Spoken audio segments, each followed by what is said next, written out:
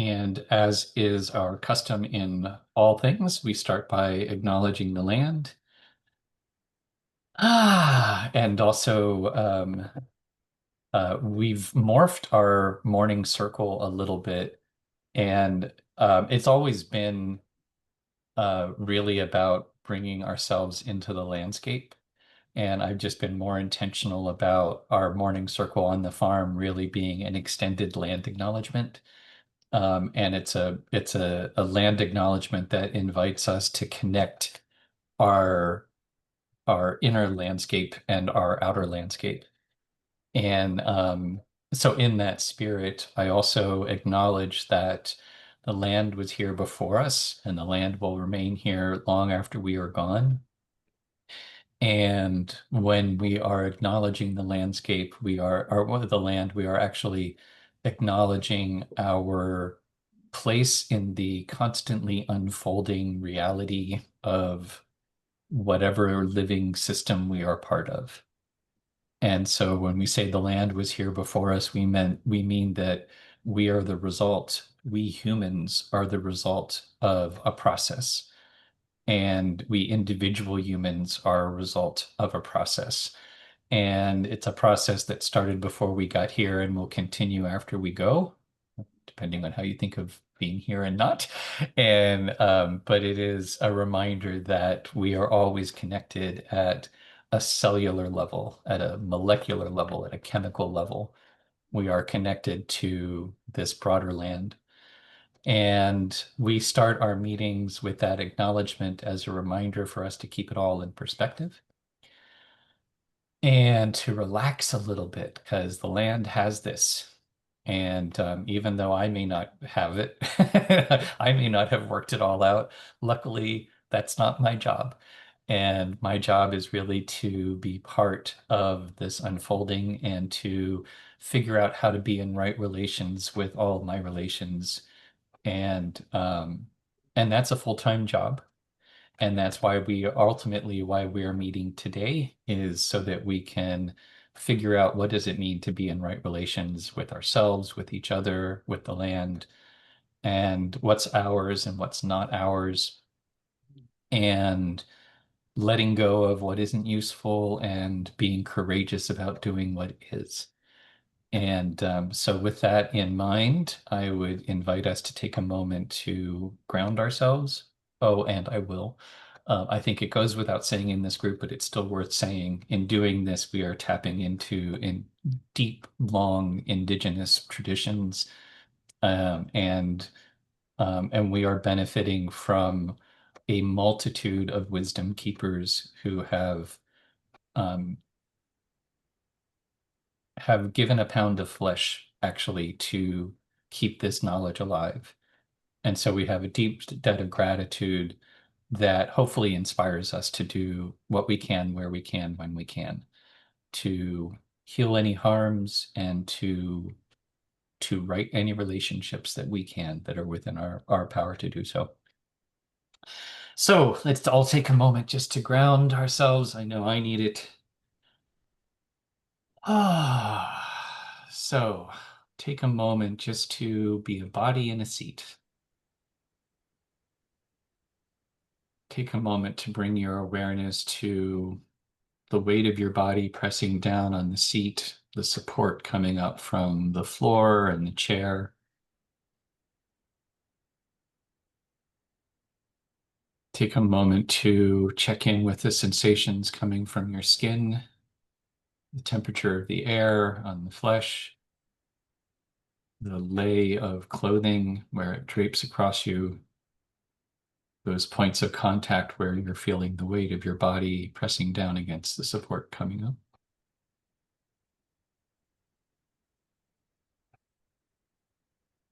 And maybe as you pause, you start to notice your breath.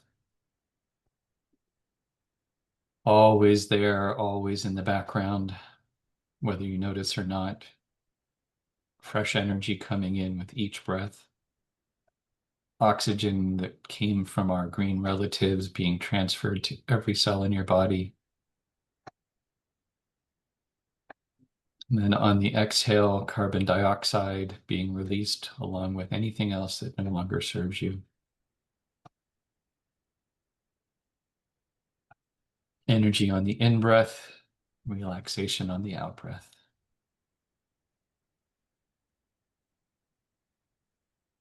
So just take a few breaths in your own time. And when you're ready to come join us back in the circle, take one deep, energizing, cleansing breath. And then on the exhale, just let go to the extent possible of anything that keeps you from being present with us today.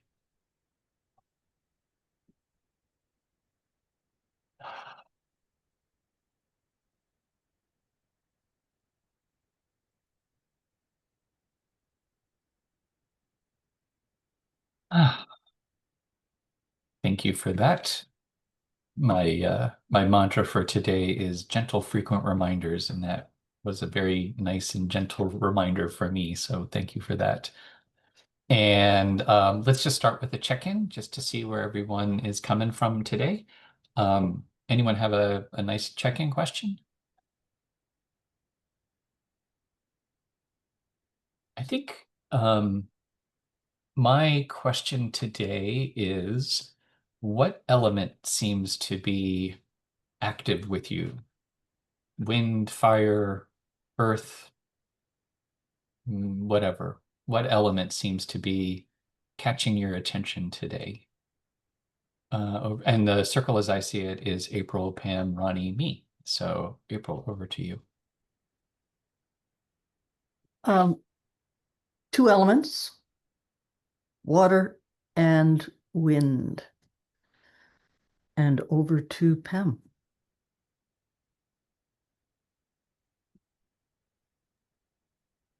Wind, Ronnie. Definitely fire, Mm. and water. Over to you, Beth.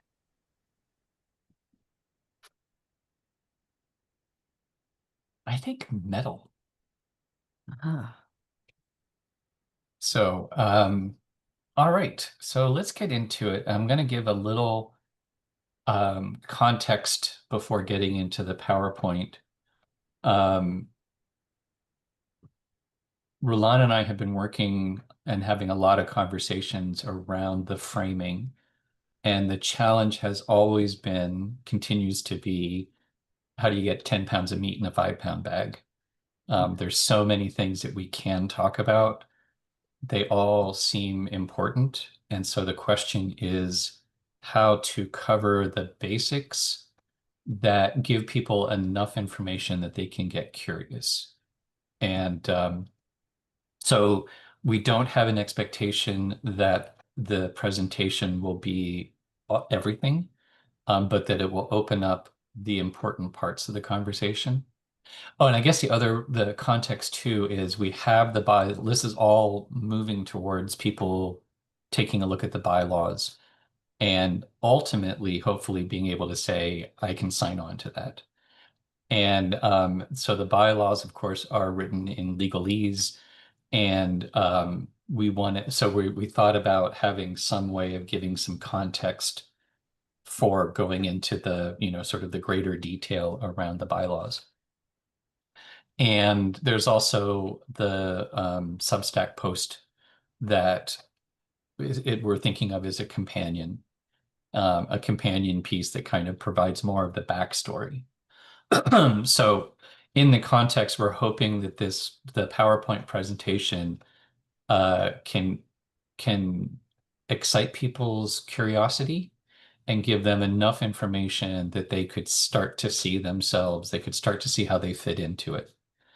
And as a result, then we're also talking to our different stakeholder groups, to use that language, which are primarily benefactors, who are people who can create a bubble in capitalism within which the project can occur, farmer caretakers who are fully committed and want to be all in, timeshare croppers and lifeboat builders who have a distributed kind of commitment, like not as not in but still enduring over time. And then community members, and they're probably the least this presentation is probably least aimed at them. And probably we are most aimed at the benefactors because there's a lot creating that bubble in capitalism will allow a lot of other things to happen. So I think that's kind of our primary audience. Once I click the presentation, I'm just going to go into presentation mode and then save questions for the end, etc. And before we get started, are there any questions or comments? And we'll just go around the circle. April, over to you. No. Over to Pam. Here, Ronnie. All righty. And I'm just gonna pick one thing here.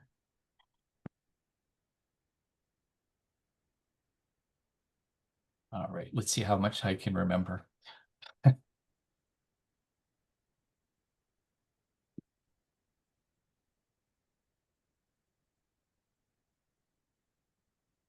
also going to set a timer just to see how long it takes to get through it.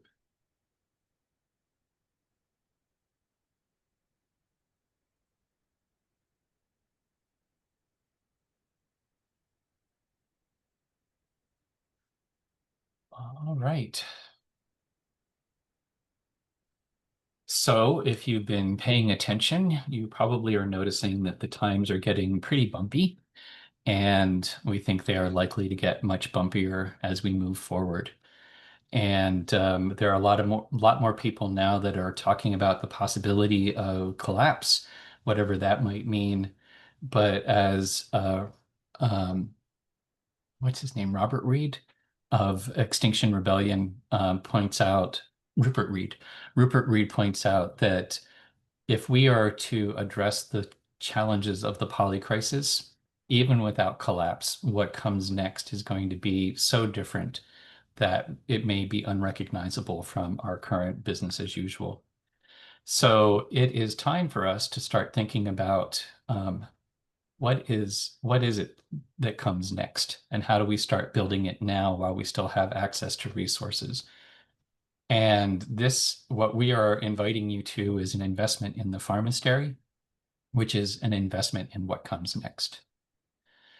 So the ideas that we're talking about today have come about through over a decade of conversations with literally hundreds of people and thousands of hours of conversations about what comes next. How do we address the challenges that are becoming more and more obvious? And one of the things that we discovered is it's many things to many people, and they all are part of the solution. So one of the ways of thinking about what comes next is as a Venn diagram. We know it has to be sustainable, it has to provide food, it has to be collaborative, and it has to reinvent our economic system and our relationship to the land. And each of these elements, there's the overlap where two items come together and create another category. And so what we are proposing is something that addresses all of that overlap in what comes next. So at one level, it is a regenerative farm that can provide sustainable food regardless of, that doesn't require a lot of oil and extended supply chains. It's also a practical learning center where we learn and develop skills that help us feed ourselves, provide power and clothing. It's also a community hub where people come together and learn how to work well with each other. It is also an enterprise. It is something that, even though it doesn't follow game A economics, it still has to be economically viable and sustainable at an economic level. It also involves part of reconciliation about healing our relationship to each other and the land, which we refer to as the Farmastery aspect of it, where we can come to reconnect in a healthier way with each other and the land. It also involves a profound shifting in our understanding of the land as the thing that sustains us and that connects us all. And that leads to reclaiming the commons and our relationship to the land in terms of how it provides our sustainability. So what comes next is a lot of different things combined. And what we are proposing is a model of what that could look like. And really at the core of that is we know the heart has to be around resilience and regeneration. We need to be able to sustain ourselves and go beyond that and actually lean into the ability of nature and ourselves to heal and thrive. And one of the things we know is we don't really know what this is going to be, that nobody right now can predict what's coming or what's necessary. So really at the core of this is an experiment. We want to start with the best ideas that we have, but do it in a way, work in such a way that we can be refining and adapting as we go. So really an investment in the Farmastery is not in a particular model, but is in a particular way of working that allows that model to refine over time. At the core of the model is grounding what we mean by sustainability. And so we are leaning heavily on the fair share footprint idea. This is something that came out of the global footprint, the ecological footprint work. And it's the simple concept is if you take the renewable resources of the globe and you divide by the over 8 billion people, we each get a sort of allotment of natural resources. And for something to be truly sustainable, we have to figure out how to feed, shelter, clothe, and power ourselves within that fair share footprint, or else it's not sustainable. So everything that we do is based on that footprint, and the idea here on this property is that we have about 16 footprints, our envelope calculation. And so if we take that at kind of the simplest level, what we're really trying to do is create a 16-person homestead. So you could imagine, again, in a kind of idealized version, we would get together 16 friends, we would purchase this property, we would all have an equal investment, we would all have an equal share of the work, we would all benefit in an equal measure from what is produced by that project. But as we started to work on that simple idea, one of the things that came clear early on was we all have different access to different assets and different ways of investing. Some people have more money than time, and so they can help financially, but they can't help with boots on the ground. Some people can be committed 100% to being boots on the ground, but they don't necessarily have enough money to, purchase the property. Some people need to have one foot in the business as usual world, but want a long-term ongoing relationship. And different people bring different skills and abilities with them. So one of the things we had to do is figure out how do we account for all of those differences in a way that feels effective and fair. So one of the first things that we needed to do was figure out how do we make decisions together? How do we answer some of these questions? And that's where sociocracy and the circle process come in. And really that's the core of the experimental process is this is kind of the operating manual for how that ongoing experiment works and how we make choices as we move forward. Once we get through that layer, then we have to have a mechanism involved that allows us to contribute and take out contributions in a way that can be accounted for. And this is something that is developed by Will Rudnick in Kenya called commitment pooling. A way of thinking about it is it's really just kind of a glorified profit sharing mechanism. But the process is simple. We take we account for the time we put into creating goods that go into the common pool. That common pool gets populated and we get to take goods out of that pool, and we account for the time that was included in creating those goods. And in the end, we just do an accounting and can balance it out. And so now we've got a way for making decisions, and we've got a way for accounting for differential contributions. And to make this all work, we need to figure out how do we pull together those different kinds of contributions and organize it in a way that makes sense. And that's really what the bylaws are all about. So at its basic level, it's a multi-stakeholder co-op that have key stakeholder groups. Many people might be familiar with a food co-op that works on a multi-stakeholder model. And in that sense, the stakeholder groups would be the investors, the employees, the customers, and the community. And we're really using that same model, but we're elaborating it for this setting. So the investors are people who have access to the financial assets that we need to be able to make it work. The boots on the ground are the employees and the people with skills, are the boots on the ground. The people who are coming are to the Farmastery are the customers, and then we're embedded in a larger community that also offers support for the project. So this is where we start to talk about how we really get into the nitty-gritty of this. So we harken back to the 16-person homestead, and we started with a simple idea that there's a fair share footprint is a fair share, so that there would be one share for each person would have their own share. But then because people are in different positions financially, we thought, well, it's really hard to come up with all the cash all up front to buy a whole footprint. So we divide that share into 100. Just makes it easier for people to be incrementally investing in their footprint. The other thing that we did was we are kind of grafting on an indigenous understanding of land stewardship onto our Western legal understanding of ownership. In the Western model, ownership is you own the land and that's it. You can do whatever you want, including ignoring or not caring for the land.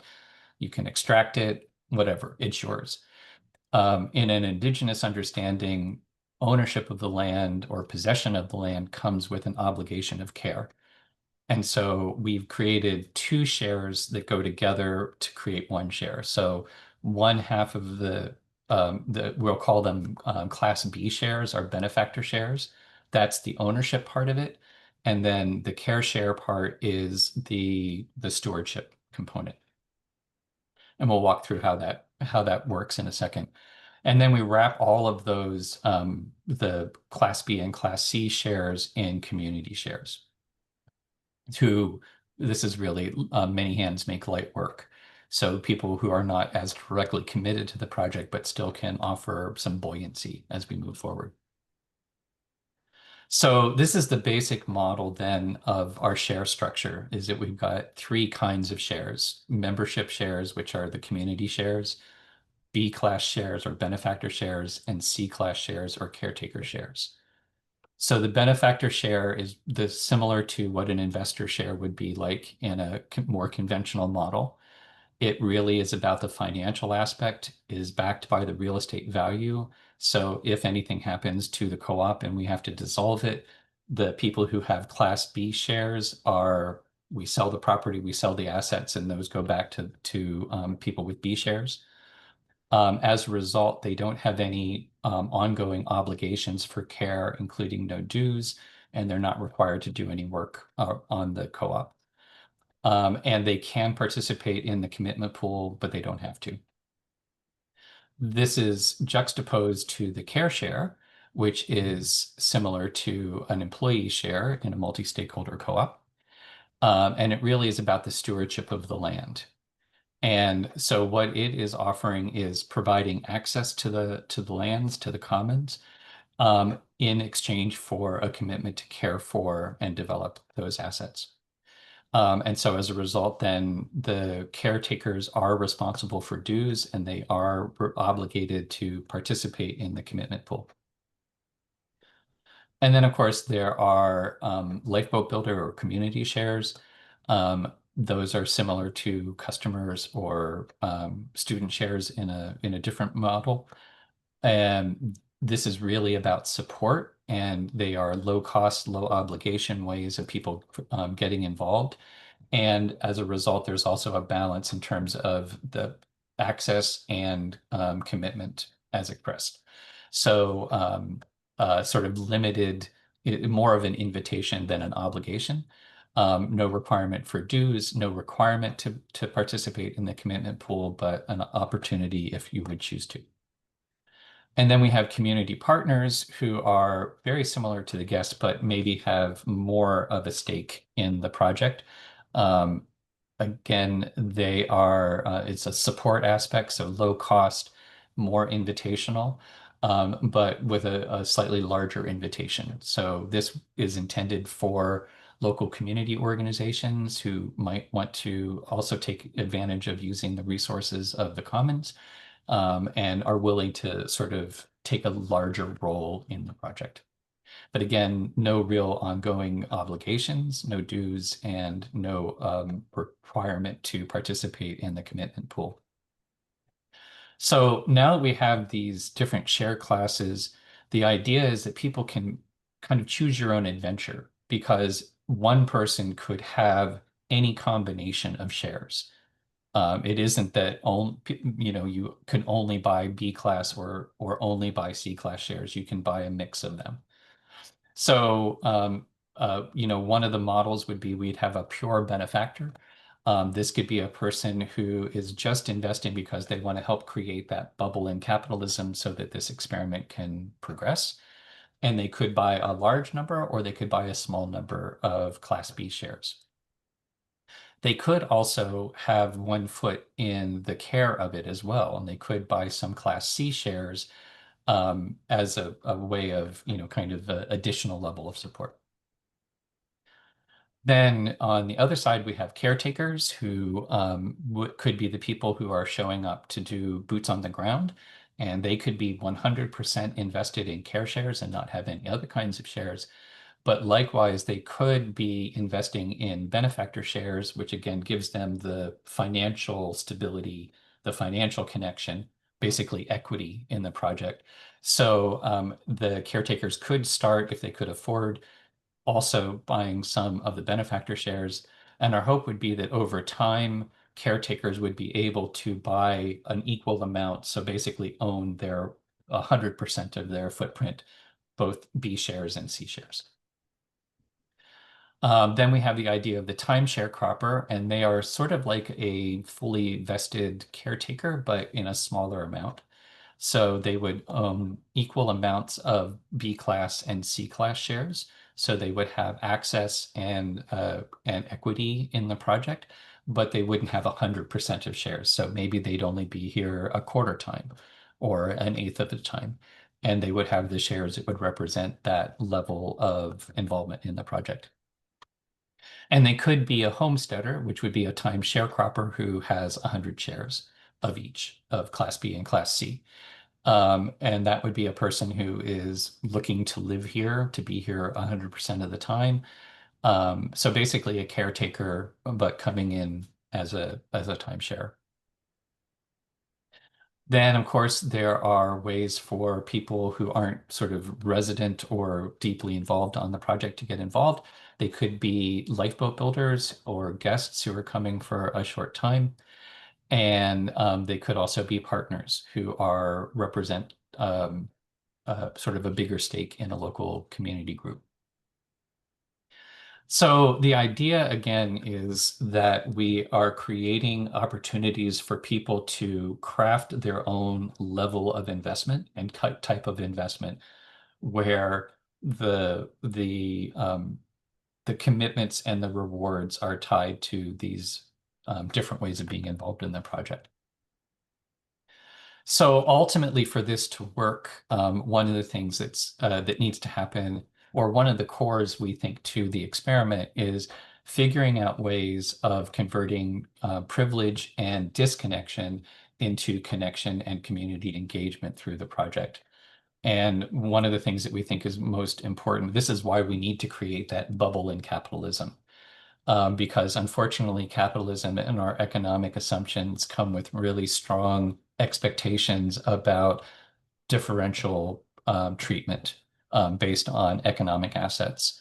So what we're really hoping to do is create this bubble in those expectations around economic privilege and pulling together all of those assets and all of those capacities to really focus on the land and to use the land as the thing that unites us and brings us all together as a community.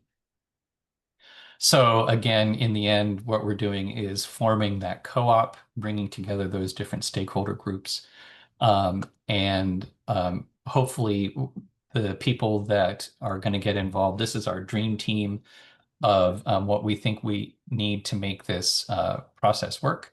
We're envisioning 6 full-time farmer caretakers, 15 to 20 timeshare croppers, 3 to 10 benefactors of various degrees, and then frankly, the community partners, lifeboat mentors, and lifeboat builders are a large number of additional people who can support, and many hands make light work.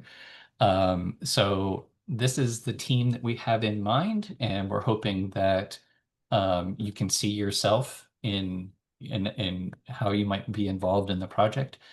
And I think that is. Oh, and then the other thing to mention is that, as I said in the beginning, this has been evolving for over a decade, and there are lots and lots of important theories and understandings that are woven into all of these different elements. And so uh, if I think it's basically if anyone has any questions, there's a lot that we can go into. There's a lot baked into this model. And it is an experiment, so it's always evolving, and we're always looking for ways of incorporating new ideas. But ultimately, as an experiment, this is about reality testing ideas. So it's not just about the ideas, it's about how do we make the ideas work in an effective way to recognize those fair share footprints and creating a healthy land-based community to support ourselves and the land. So I do have FAQ slides if people have any interest in there are sort of deeper dives in any of the questions. But for right now, I'm going to pause the sharing and go through and take questions or comments. So yeah, I think let's just do popcorn.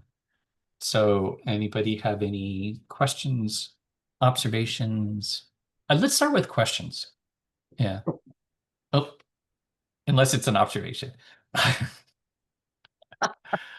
I just wanted to acknowledge the amount of work that has gone into being able to produce this kind of um, an overview. The synthesis and the way it's been expressed, I think, is really, really elegant. I think for people who haven't been involved for 10 years, 5 years, 2 years, however long, that there's quite a lot of unpacking that needs to happen. And so anytime this might be used for a pitch, maybe it needs to be a two-part deal where it is shown to people and then they go away, have a look at it, unpack it, pack it up again in their bags, come back and talk about their bags. Um, that's the way that I'm going to approach it. And I mean, I'm totally committed to this whole thing, but I need to do that. And I've got a lot of other observations, but why don't we have somebody else have a chance? And I think that's a great yes, and we aren't anticipating that there would ever be a cold call. Like that probably the people who are going to see this presentation have been pre-screened in some way, that they've been thinking about collapse, they've been thinking about alternative ways of organizing ourselves. they already have some stake in it. So, and I agree, even with that, it probably the multi-part, here's a first taste and here's some other things that you can dive into and let us know when you have questions or want to talk about it. Ronnie or Pam? Well, first of all, it's so good. It like I'm a little verklempt. Like it is so good.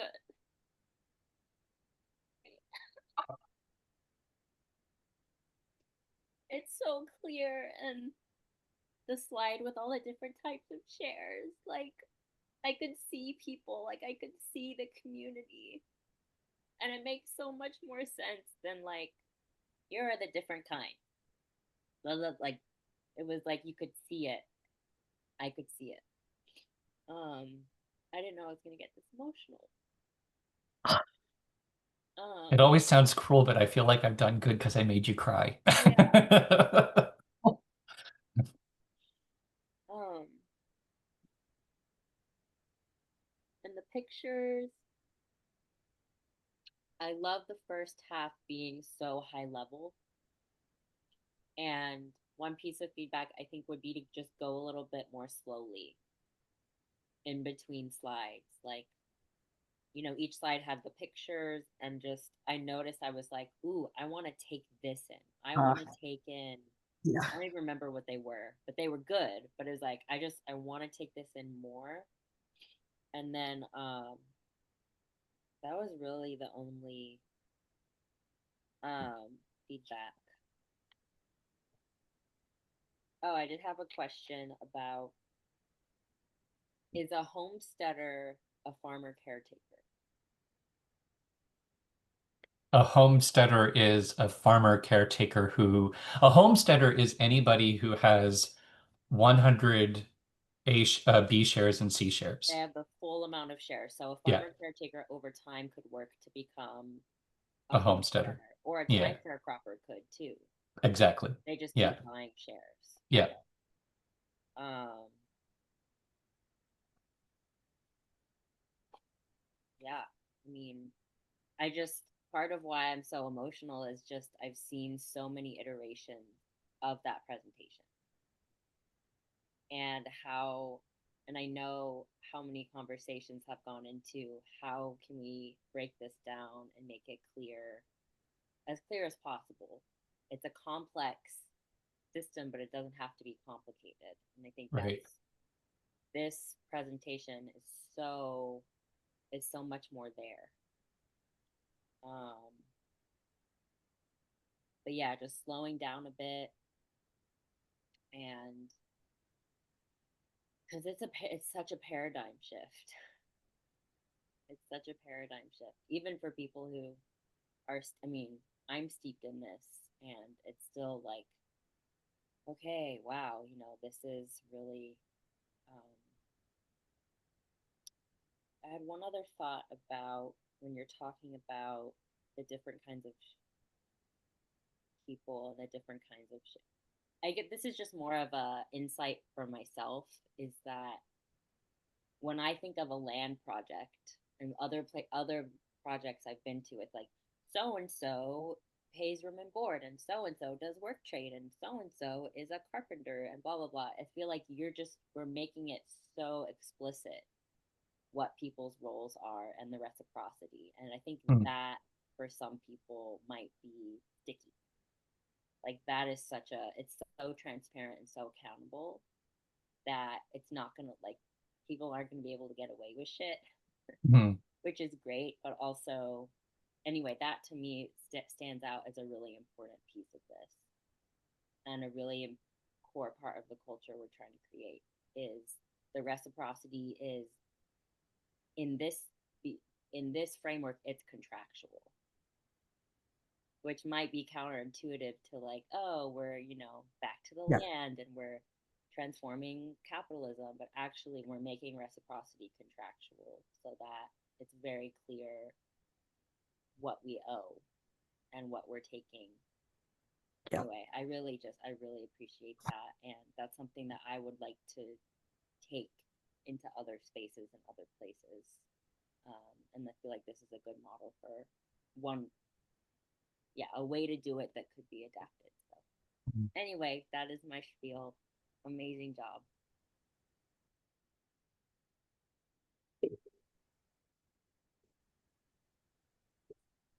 Okay, well, first, bravo.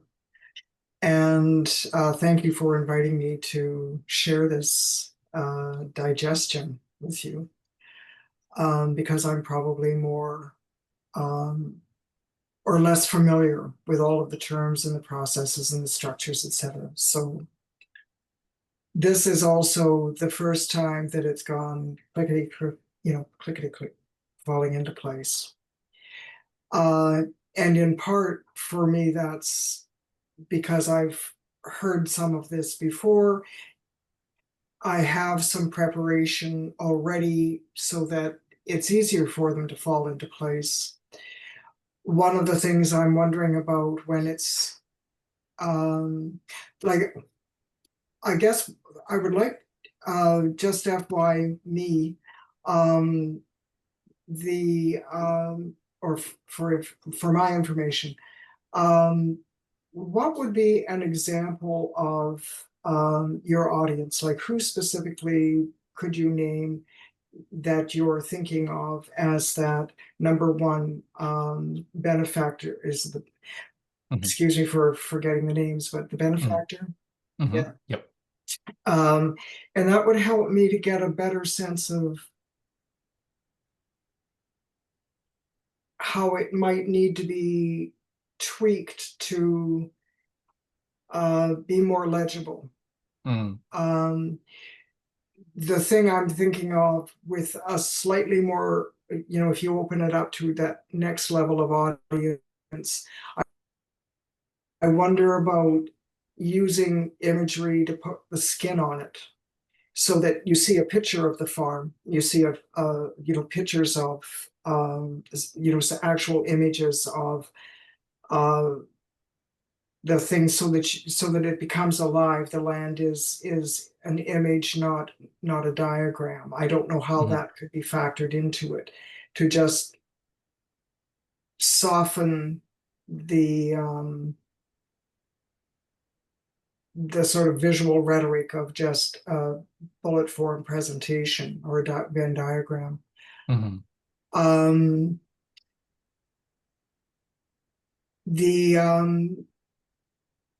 I am about as thick on understanding anything on a financial level that, for me, the one part of it that is still a bit opaque is the A and B shares, and I don't know if that would be opaque to someone who's already pretty savvy about thinking in those terms or not, but just as a one thing that may need a bit of fleshing out, depending on who the audience is.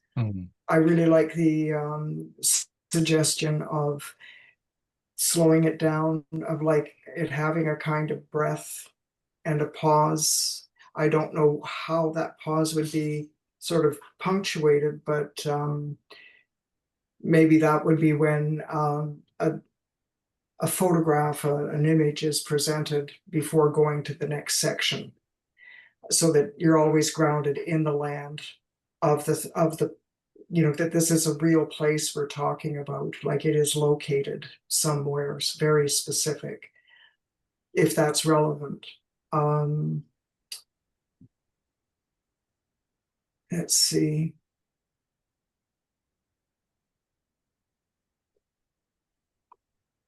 And yes, I guess the respect for the paradigm shift. And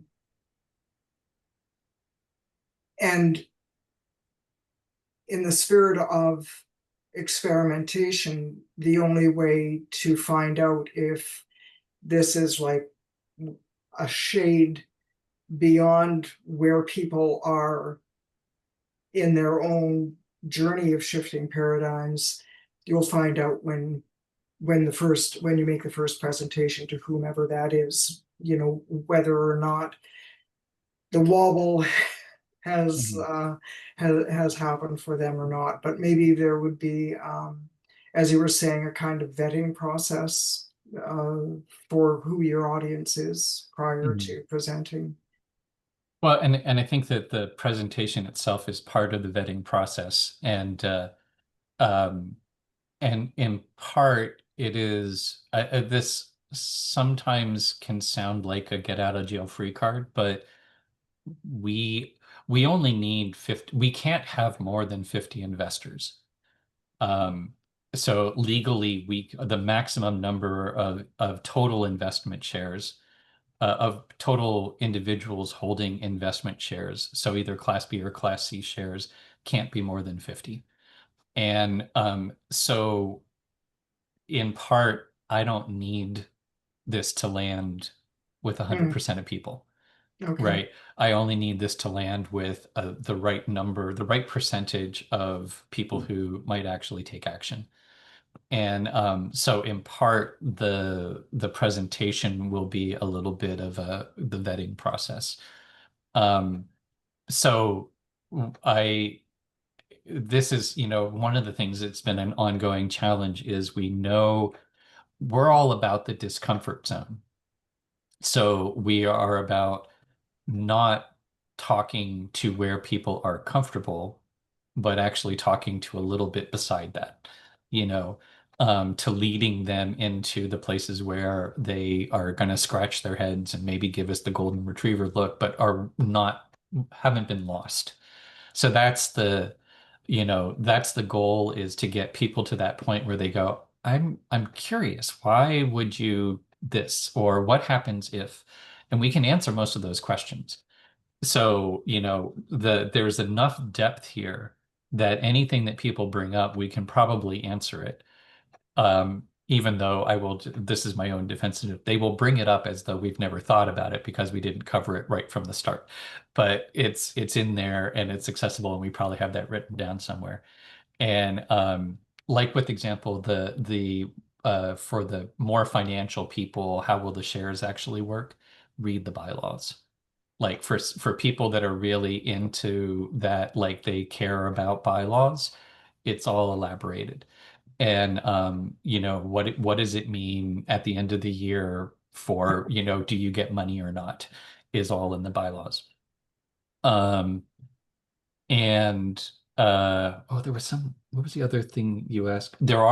By the way, there are many pictures that are from the farm that are in the slide deck. They're woven in. Some are aspirational. We don't have a nice picture to show of it, but many of the pictures that are in there are actually directly from the farm and from activities on the farm. They're sort of interspersed in there. And it's actually one of the questions that Roland and I have had. Last night we went back and forth around, is it an investment in the Farmastery or the Lifeboat Academy? And this is one of our perennial challenges.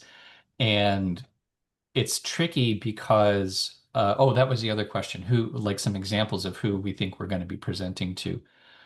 Um, there are some people that we will be presenting to who probably don't actually care where this is.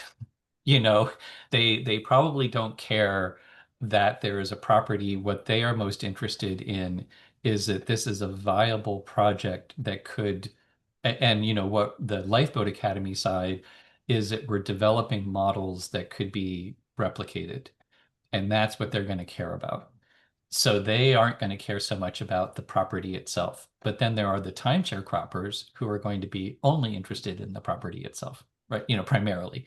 Like they really want to experience the property. So, and that's, if we're pitching the Farmastery, the lingo that we've started to use is, when we talk about the Farmastery, we're really talking about the physical experience of coming here, and that transformative coming to the Farmastery and living in a peer-to-peer collaborative culture, which is probably the first time for many people. So then when we're talking about the Lifeboat Academy, we're talking about the replicability of, it isn't just benefiting people on Pender or the Salish Sea. This could actually be a benefit for anybody anywhere in the world. because we can give you the tools where you could do your own Farmastery where you happen to be. So the way Roland and I settled last night, and I'm going to say this out loud to double check to get feedback, is the Farmastery is the model that we are experimenting with. And the Lifeboat Academy is the organization conducting the experiment. And so you are, in fact, investing in the Farmastery. You're investing in the experiment. But the hope is that if it's a successful experiment, that the Lifeboat Academy then can take that and disseminate it.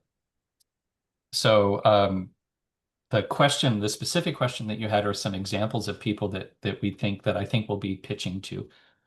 One is we have contact with a guy named Chris Altpavar. I think that's how you say his name. It's such a fun name, Altpavar. And he is a serial entrepreneur in Vancouver who he feels very comfortable about raising capital for lots of different projects. Primarily, his career up until this point has been tech and business oriented. And he is doing a kind of mid-career check-in, and he wants to have more purpose. He wants to feel like his work matters more. So he's become interested in trying to do community land trust approaches to affordable housing in Vancouver. That's what he's all about. And he is curious about the bylaw model, as a potential legal structure. And he also feels like he has a lot of connections who are, they call them patient investors. He knows and has had conversations with people who have the means where they can be making financial investments. They want to do so because they want to see good happen in the world. They aren't so wealthy that they can just let go of the money. So they need to make sure that their investments are going to keep up with inflation and that there's a way of converting out their investment at some point. So those are the people that we're going to want to talk to, or that's one group that we're hoping Chris would line us up with the friends and the colleagues he knows. They're probably not going to be particularly interested in the Farmastery part. They're going to be more interested in the general social benefit and the innovative model, I suspect. Some of the other groups that I'm hoping that we can present to are Cassandra Fletcher, who is One Straw Society on the Sunshine Coast, and John Cooksey, who is with the Salt Spring Land Trust on Salt Spring, have been talking to other people who are trying to do land trusts in the province and figure out new models for doing land trusts around ag land. And so they may or may not be interested in this particular thing, but they're very interested in the model. And John is actually, again, has connections with people who are looking to invest in a model he's developing for Salt Spring, who could also be interested in investing here. So those are basically the way that the way we imagine connecting with people is that through existing relationships who know something about what we're doing, and we can and so we'll go in knowing, oh, these people are, like the Chris Altpavar, uh, these are not Farmastery people. These are social innovators, patient investors in social innovation. Yeah. Quick mental health check. Did I not see the photograph? Were there photographs in this presentation that I did not see? Like that that I did not perceive? There are lots of photos. There were. Holy shit. Okay, Yeah. isn't that amazing? It didn't get through to my The shares are all very graphic, but before the shares, it's all photos. This part, yeah, but here,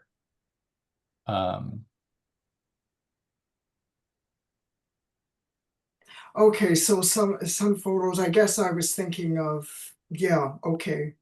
yeah, and then these are the ones where, like Yeah. that's me. Mhm. Okay. Yeah. I wonder, okay, well, there you go. And actually, This and this that's the particular, farm right there. there you go. That's Yep. our front field. Yeah, so maybe I wonder if, well, what can I say? I'm just addressing my own cognitive delight. The other thing, there are two people that I've become acquainted with that I wonder about your wanting to take the names of. You know the root cellar. Oh yeah, yeah. I'm friends with the mother of the woman who owns the root cellar, and they're very they they uh they may be interested. And if you would like, I can have a conversation with my friend and sense out whether or not her daughter Daisy would be interested, because they definitely have a kind of environmentally support friendly Hmm. ethos, Hmm. in their store, and I think in their direction. The other is there are a couple of people in Oak Bay who have been making a point of donating a lot of trees to the district in order to work towards building up the urban tree canopy, and they have a very philanthropic mind. And I'll get their last names. Vicky and Roberto are their first names. That doesn't do you any Hmm. good. But I'll check with Chris Hidlay, who's working closely with them in the district, and ask him if he thinks it would be appropriate to pass their name on to you, or because they may well be very interested. There seems to be a kind of, I'm not sure how collapse aware anybody is, but everyone is a alarm alarmed by Hmm. a something. So Hmm. I'm making notes then for myself to have conversations with those two people. Cool. And I'm anticipating, I'm hoping that what comes from this is we actually start scheduling sessions.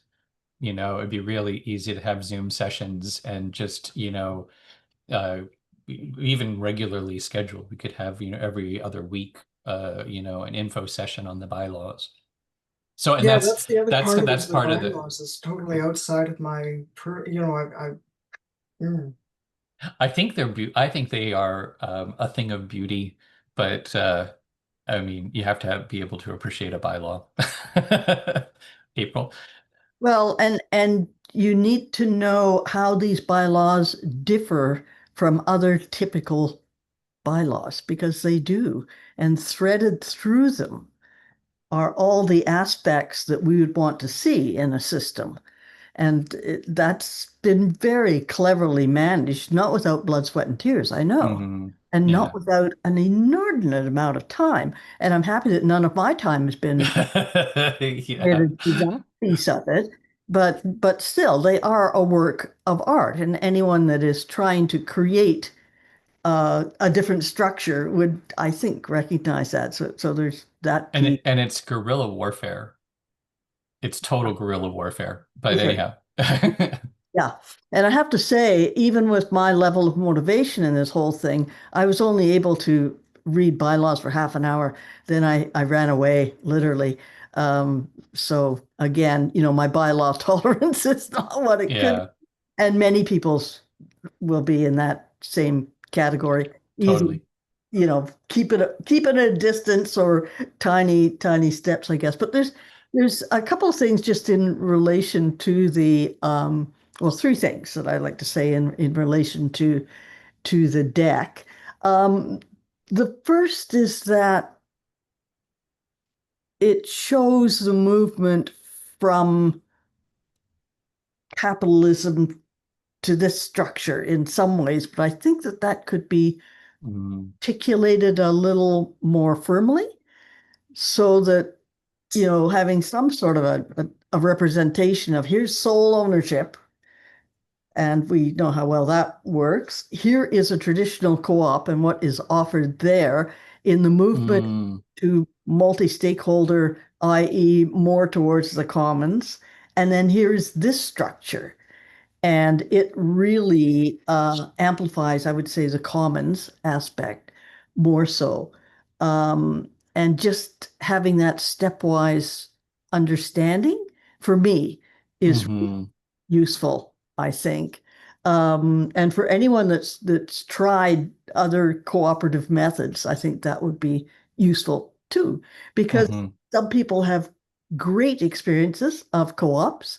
I know a number of leaders in co-ops who have had horrendous experiences. And Pam, I know that you've had struggles in terms of co-ops and people's understanding of what that means at all, whether you're trying to lead within a co-op.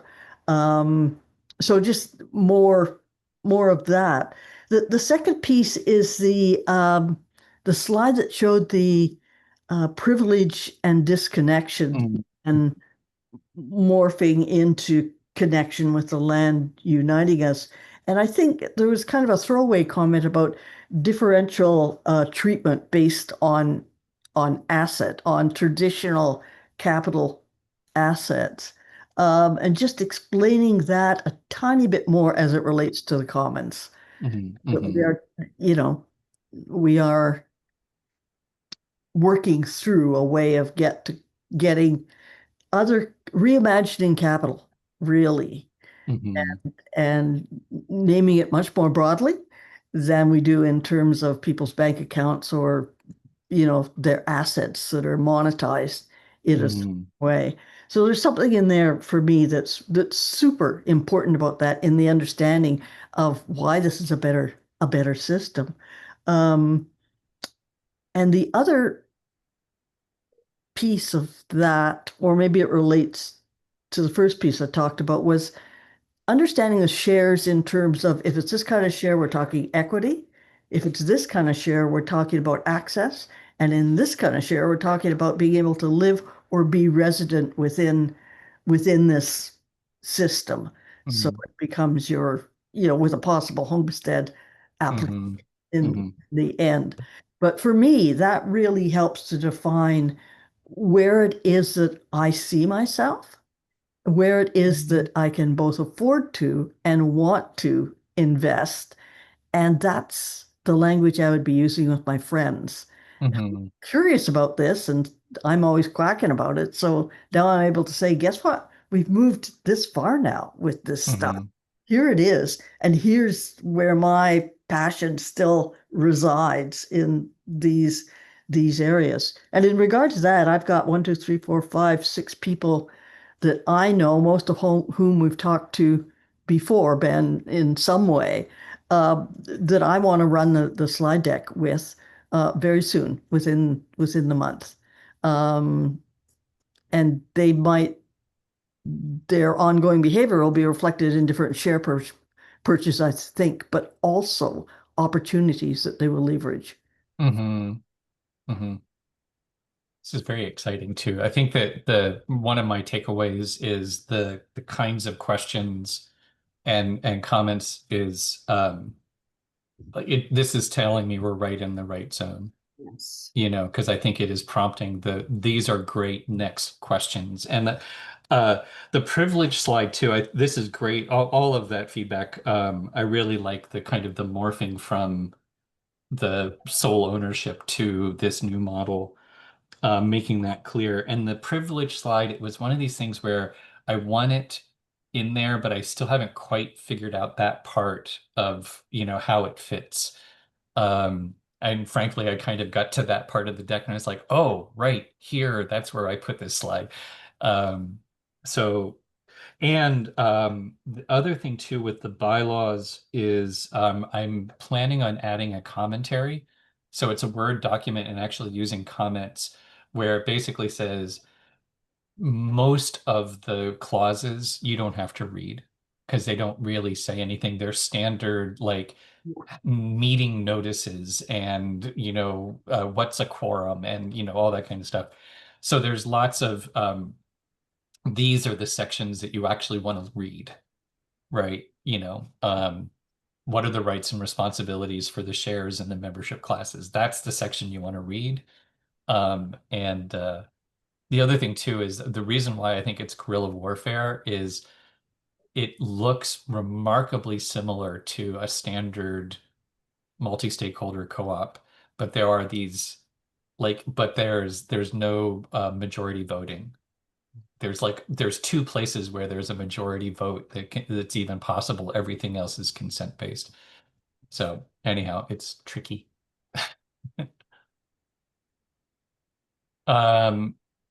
There can't be a bylaws light, but we can have because the bylaws need to be the bylaws and people need to know like I am signing on to this.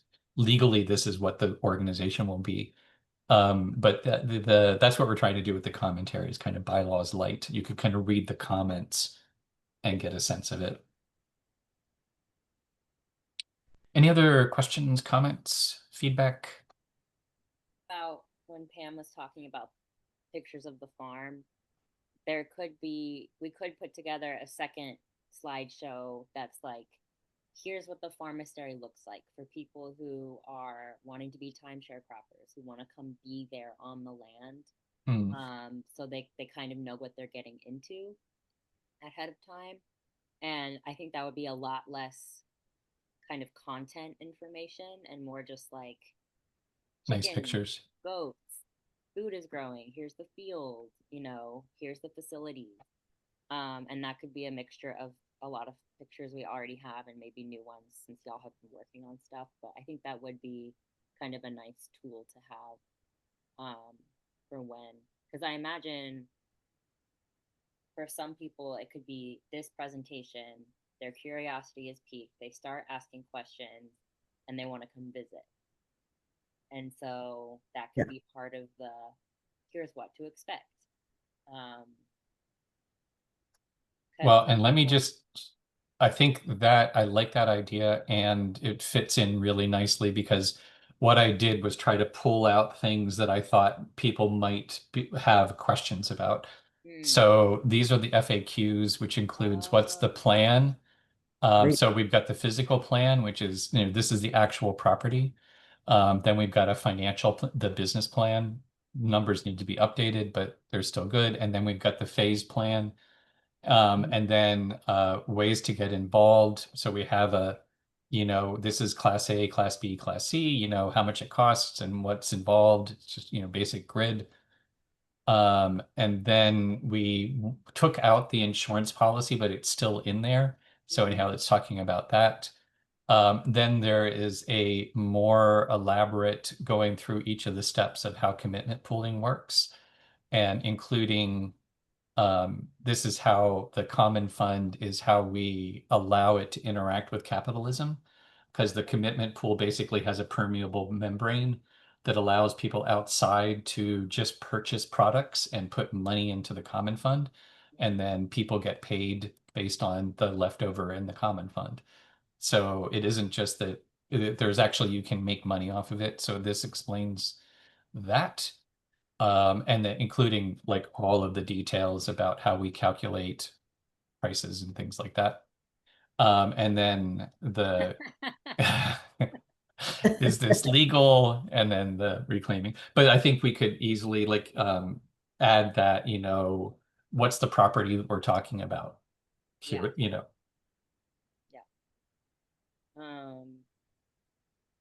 And I also, whoever was talking about sort of naming the paradigm shift, like maybe using the word circular economy as part of defining the shift away from capitalism could be helpful. Emphasizing that investors they're receiving social benefit instead of capital. Yeah. And if you're not interested in that, this isn't for you. Yeah. But we're asking you to invest in this new way of doing things that's not only going to benefit people, it's going to benefit the land, it's going to sequester carbon, right? All of those bits. Because there are some people who are going to know they're going to want to know up front what are the material benefits. Yep. And if they're looking for a huge chunk of money, that this isn't the right thing for them. So good riddance. And I love the idea of naming how does this differ from other co-ops that people might be familiar with. That's a really good idea.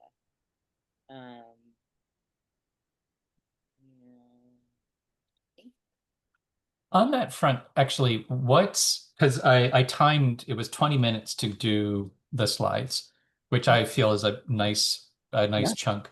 Yeah. What and we're talking about adding some things in, and it's always this question of what's the for each of you, what do you think the time target should be? The first pitch should be no more than how long? As long as it is now. Definitely not longer than half an hour, Yeah. but maybe 25 minutes might Yeah. be a sweet spot Mhm. because they're also talking about slowing down, kind of the big conceptual pieces. Um, Well, and I was working a little off script, and I think that I can slow down, but there were also probably words I said that didn't need to get said. mm, Just kind of filler language in there. So that could also be, yeah, 20, 25 minutes. Cool. Etwas anderes? Anything else? Oh, maybe giving the disclaimer at some point, like you don't need to understand all of this now. This relax. is an this is Yeah. a primer. This is like 10 years of work condensed into one presentation. You can ask questions. We can schedule meetings. Like we can talk this through. Follow up. Yeah. That's We're a trying to really, just give you enough to see art and are like and ask like, are you interested? Because I'm thinking about when Ruth started coming to Lifeboat stuff back in the fall, and I introduced her to, she started coming to sessions, and she would say like, there's so much here, and I really don't know what's going on, but I'm so excited and Mhm. I'm so curious. And I think that's what we're looking for. If someone hears it and they're like, I'm never going to get this, they're really negative, they're being annoying about it. It's like, okay, maybe this is not for you. Mhm. But it's just enough so that people feel something and feel like, ooh, ooh, ooh, ooh, like there's juiciness here. I want to understand. I think that's the goal. yeah, I think Yeah. that is setting the context as this being the handshake. This is the introduction is Mhm. is really good. Then Mhm. people are in a state of inquiry without expecting absolute clarity. Mhm. Mhm. Or Yeah, I the think that's brilliant. glossy And brochure. yeah, and with I think I am really bad. I think Roland and I are both really bad about the explicit ask and the offer, because I think it's like um because it is mostly an offer. We'd love to, if you are the least bit curious about this, we are open to, email or setting a time to chat. This is it's all about the relationship. Yeah. And but I think, yeah, making that really clear up front, that the psychological inoculation at the front of it, you're not going to get all of this, and that's okay. Yeah. Cool. And to whatever meetings, I mean, I'm going to be very busy with school, but if I can be there, I will want to be there just as somebody who lived through the experience that you're inviting people to. Yeah. I Yeah. think that can help kind of, And that you I continue to, but in another form, right. because yeah. that's Yeah. part of the academy as Yeah. well. Yeah. So, Yeah. yeah. Yeah. And I think that having the multiple, that it kind of best practice, I think, should be somebody who isn't me or Roland at each of these, even just kind of as a like a wingman kind of thing. You're not presenting, you're just following along, but then you're able to answer questions that come up. And because this has been hugely helpful, like I am feeling so all of these points are just perfect. Like, this is exactly the kind of feedback that I was looking for. And having that in being able to answer questions from a different perspective is so useful. Cool. Well, I think I am feeling complete. I feel like I've got marching orders that are really helpful, and obviously doors open. So, continuing on. I looked at the feedback stuff that you gave, Pam, and it's all that also is useful and actionable. And yeah, so I guess thank you all for being here. And April, I'll see you in about 2 hours. And the map is almost done. And I'm Okay. going to be I now will prepare for the next Zoom call with you. But and yeah, just everyone maintain communication. And Ben, can we Exciting meet next at, step. Sorry, what did you say, Pam? just to say, can we meet it at 12:30? Yeah, sure. Great, thank you. Yeah, that'd be useful. Nice to see other faces. Well, it's good to see you, April and Ronnie. I haven't seen both of you for a long time. Mhm. And again, thanks for letting me hitch a ride. And it's an exciting next step. So this is very cool. Great. Very cool. Awesome. Bye, everybody. Bye.